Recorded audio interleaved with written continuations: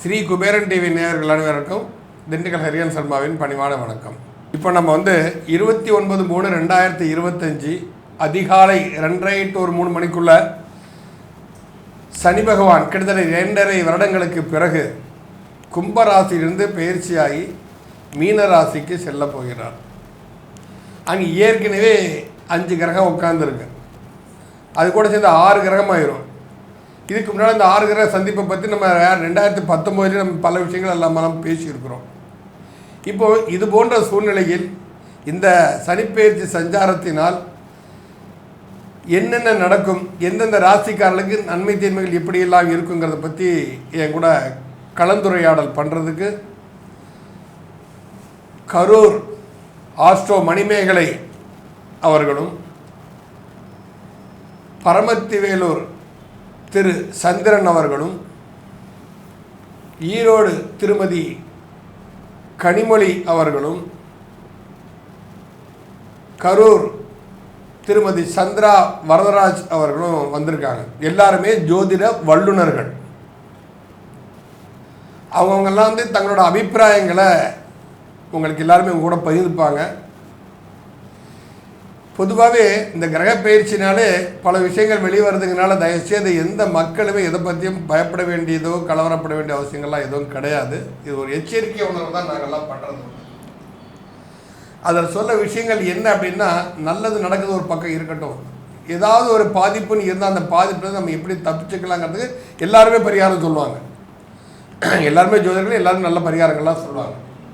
இப்போ இந்த சூழ்நிலையில் சனி பகவான் மீனத்தில் இருந்துக்கிட்டு, அதுவும் குருவோட வீடு, குருவோடைய நட்சத்திரம் பூரட்டாதி 4ஆம் பாதம், அதில் இருந்துக்கிட்டு அந்த நட்சத்திராதிபதி ராசியாதிபதி ஆகிய குருவை சனி பகவான் 3ஆம் பார்வையாக பார்க்குறாரு.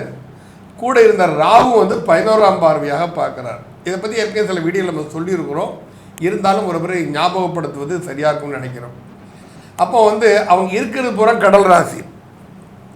ஆனால் அந்த ராசியின் அதிபதியான குரு இருக்கிறது நில ராசி. இந்த நில ராசியில் இருக்கக்கூடிய குரு பகவானை ராகுவும் சனி பகவானும் சேர்ந்து பார்ப்பதால் கடல் சீற்றம் வருமா, இல்லை நிலநடுக்கம் வருமாங்கிற ஒரு 2 தன்மை இருக்கு. என்ன வேணாலும் நடக்கலாம். நாம் எச்சரிக்கையோட இருக்கிறதா நல்லது. அதுக்கு இறை வழிபாடுகள் எவ்வளோ இருக்குது, அது நம்ம பதிவுகளை நம்ம பார்ப்போம். இப்போ அந்த சனி பகவானும் ராகு பகவானும் சேர்ந்துக்கிட்டு அதை மாத்திரம் பார்க்கல, ரெண்டும் 7ஆம் பார்வையாக கன்னிராசியை அவர் பார்க்குறார். அதே சமயத்தில் சனி பகவானுக்கு 10ஆம் பார்வை ஒன்று உண்டு. அது ஒரு தனித்தன்மை. இங்கே 2 இடத்த இவங்க 2 பேரும் சேர்ந்து பார்க்கக்கூடிய ஒரு தன்மை இருக்குது. நிலராசியை பார்க்குறாங்க, குருவை பார்க்குறாங்க, 7ஆம் இடத்தில் கேதுவை பார்க்கிறார்கள். அந்த ராசிக்கு 7ஆம் இடம், மீன ராசிக்கு 7ஆம் இடத்தை. அது கிட்டப்ப மகர லக்னத்தை அந்த நிகழ்வு நடக்குது. அது மகர லக்னம் பாக்கியஸ்தானம். கன்னி ராசி மகர பாக்கியஸ்தானம். அப்போ இதனால் இந்த ராசிக்காரர்களுக்கு ஏற்படக்கூடிய விளைவுகளை பற்றி நாம் எல்லாரும் இங்கே நம்ம பகிர்ந்தளிக்க போகிறோம். முதல்ல நிலநடுக்கம் வர்றதுக்கு சந்தர்ப்பங்கள் இருக்கிறது. கடல் சீற்றங்களும் வரலாம். மழை, அதீத மழை, காலம் தவறிய மழை பெய்வதனாலும் சில பாதிப்புகள் ஒரு சந்தர்ப்பங்கள்லாம் இருக்கிறது. இது போன்ற சூழ்நிலையில்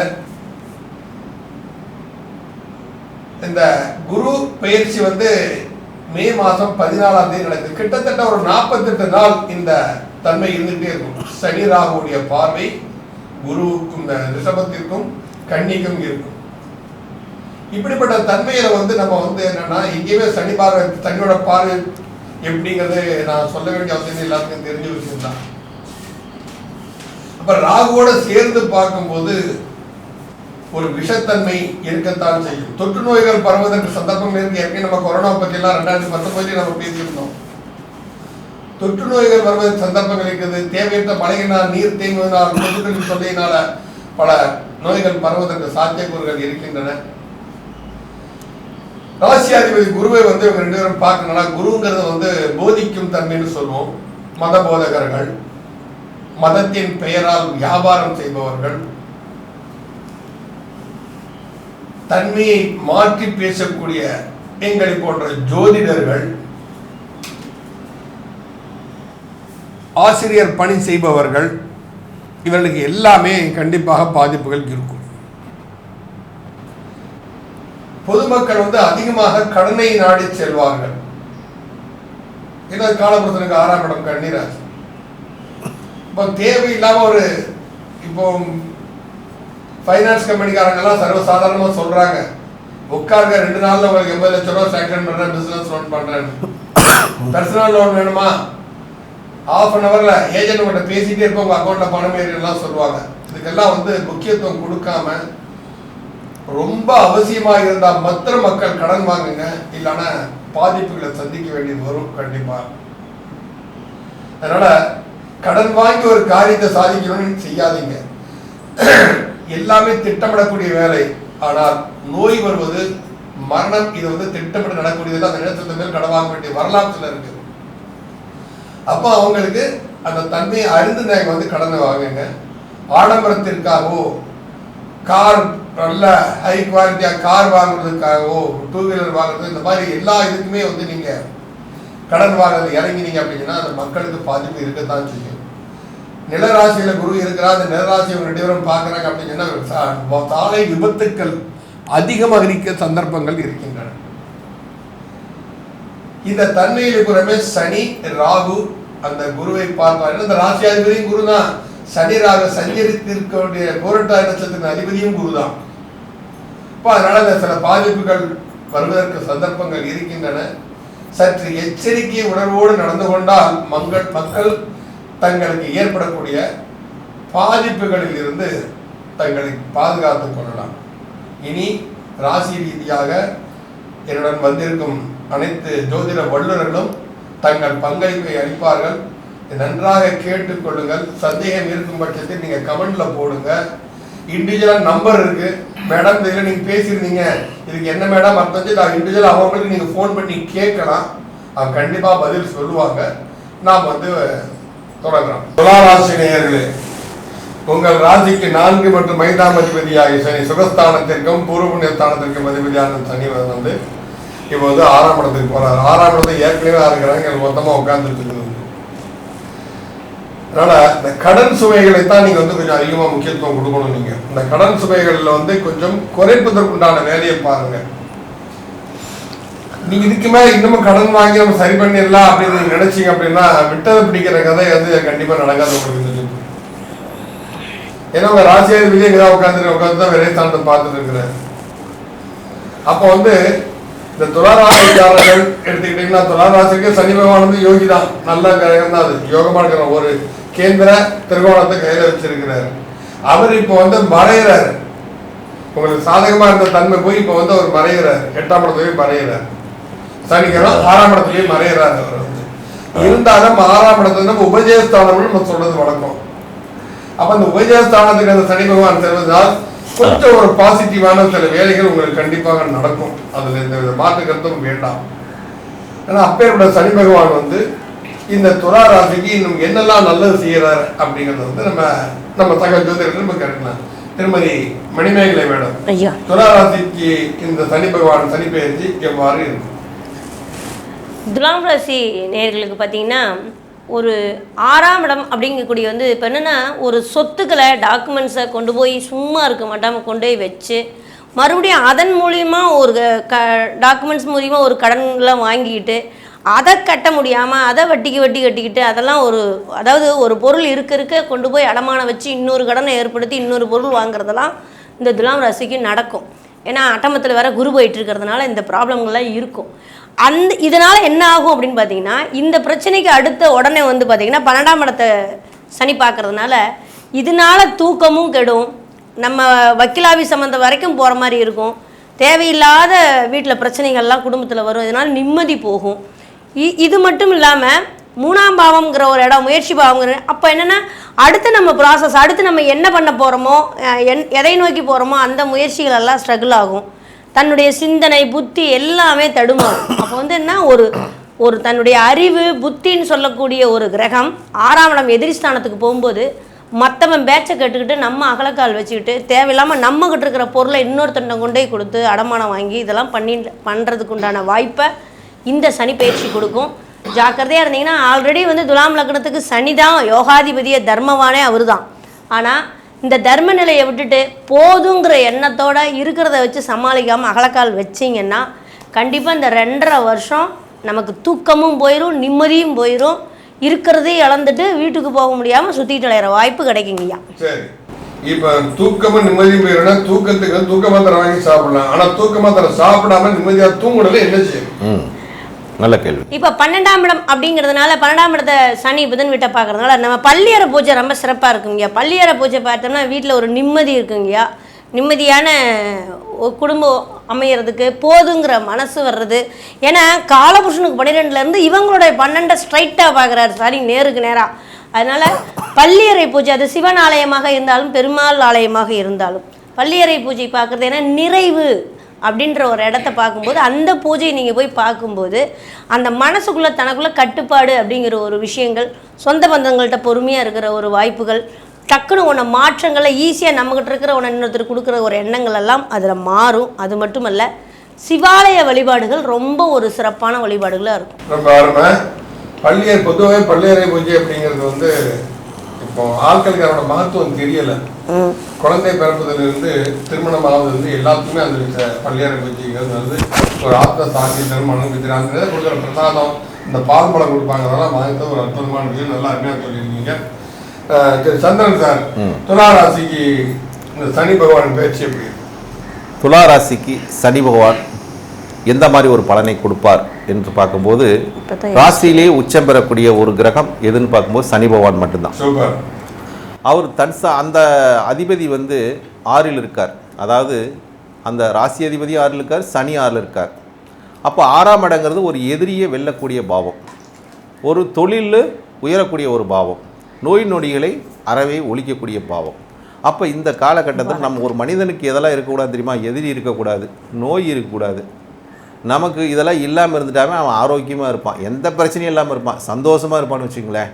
அப்போ சந்தோஷமாக இருக்கக்கூடிய காலகட்டமாக இந்த துளாராசிக்காரங்களுக்கு 2.5 வருஷ காலமும் மனமகிழ்ச்சி, மன சந்தோஷமும் அவங்க இல்லத்திலும் சரி உள்ளத்திலும் சரி இதெல்லாம் நிலையாக இருக்கக்கூடிய தன்மையாக அந்த சனி பகவான் கொடுப்பார் துளாராசிக்காரங்களுக்கு. அப்போ துளாராசிக்காரங்களுக்கு பிடிவாத தன்மைன்னு ஒன்று இருக்கும். ஏன் அது பிடிவாத தன்மைனா, இப்போ சனி பகவான் வந்து இருக்கிற இடத்த கெடுப்பார்னு சொன்னேன், 6ஆம் இடத்த கெடுத்துருவார். ஏன்னா எதிரியை கெடுத்துருவார், அவரை வந்து எதிர்க்க விட மாட்டார், நோயை வர விட மாட்டார், பிரச்சனையை வர விட மாட்டார். இந்த 3ஐயும் வராமல் அவர் கெடுத்துருவார்.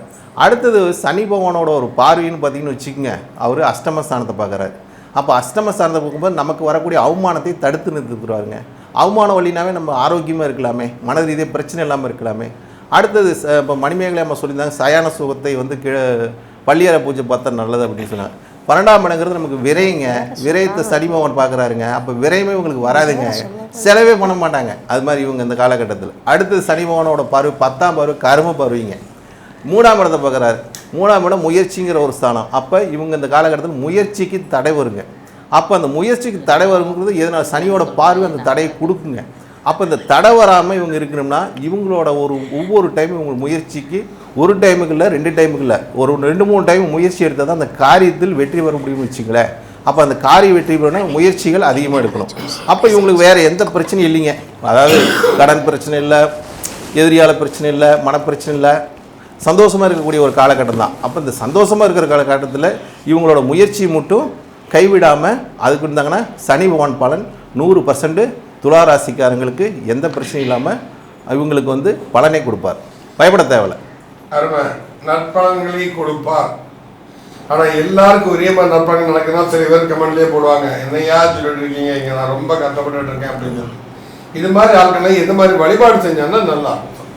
இப்போ சனி பகவான் வந்துங்க சனி பகவான் கொடுத்தா யாரும் தடுக்க முடியாதுங்க. சனி பகவான் கெடுக்க நினைச்சாலும் யாரும் தடுக்க முடியாது. கொடுப்பவன் அவர் தான், கெடுப்பவர் அவர் தான்.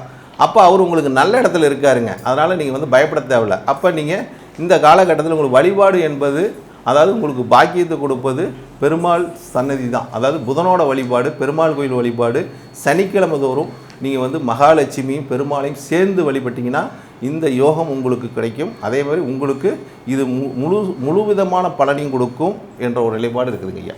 நன்றி. அருமையான அற்புதமான பலனை சொன்னீங்க. துலா ராசிக்கு சனி பயிற்சி எது போன்ற பலன் தரும்? திருமதி கனிமொழி மேடம், உங்க அனுபவத்தை சொல்லுங்க. இந்த துலா ராசிக்காரர்களுக்கு இந்த சனி பயிற்சி மிகவும் அற்புதமான பொற்காலம்னு சொல்லலாம்.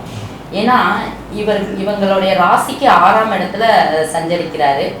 அந்த ராசியாதிபதி, அதாவது அந்த சனி ராசியிலேயே உச்சம் ஆகிறார்.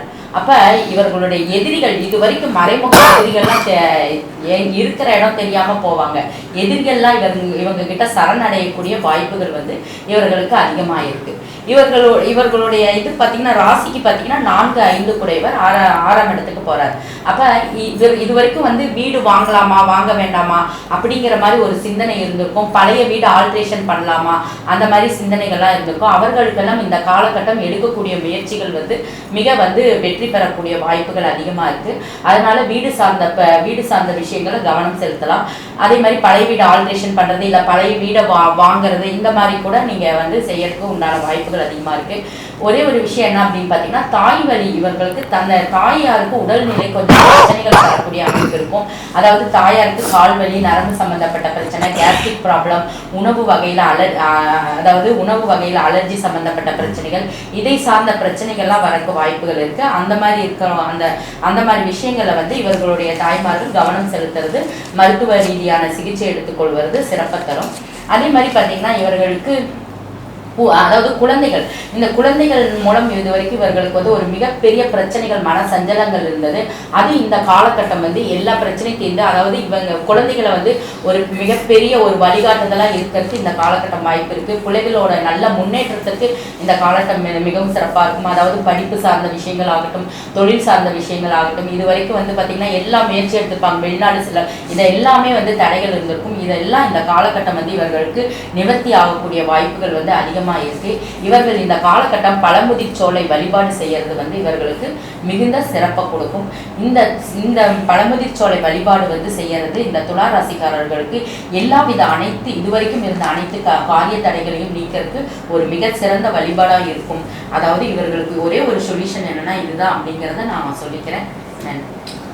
அருமை, நல்ல அருமையா சொன்னாங்க. துலா ராசிக்காரர்களுக்கு சிவஸ்தானத்துக்கு பஞ்சமஸ்தானாதிபதி சனி பகவான் பேச்சினால் நற்பலங்கள் தான் சொல்லியிருக்கிறீங்க. மக்கள் சீரும் சிறப்போடு வாழ்வதற்கு இறைவனை நாமும் சேர்ந்து பிரார்த்தனை செய்வோம். உண்மை அதுதான்.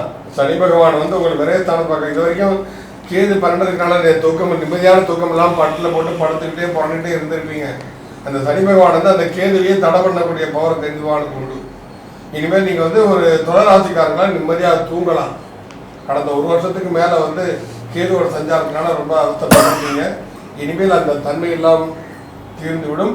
வெளிநாடு செல்வதற்குண்டான யோகங்கள் கூட உங்களுக்கு அமைப்பதற்குண்டான சாத்தியக்கூறுகள் இருக்கின்றன. இந்த வெளிநாடு செல்ல முயற்சி பண்ணக்கூடியவர்கள் ராமேஸ்வரத்தை கிழக்கு சன்னதியில் கிழக்கு சன்னதி, கிழக்கு வாசல் கிட்ட ஆஞ்சநேயர் சன்னதி இருக்கு. அவர் அங்கிருந்தா ஆஞ்சநேயர் கடல் தாண்டி இலங்கைக்கு சென்று சீதையை கண்டு வெற்றிகரமாக திரும்பி வந்தார். நல்ல வெளிநாடு சென்று வெற்றி பெற்று திரும்பி வர வேண்டியவங்கெல்லாம் அந்த ஆஞ்சநேயர் சன்னதியில் போய் வடமாலை சாட்சியோ, தங்கள் சந்திக்கிற செந்தூரம் சாட்சியோ, அடுத்தது குறைந்த அரசு செய்து வழிபட்டீர்கள். ஆனால் அற்புத பலனை கண்டிப்பாக துளாராசிகள் அடைவார்கள். நன்றி, வணக்கம்.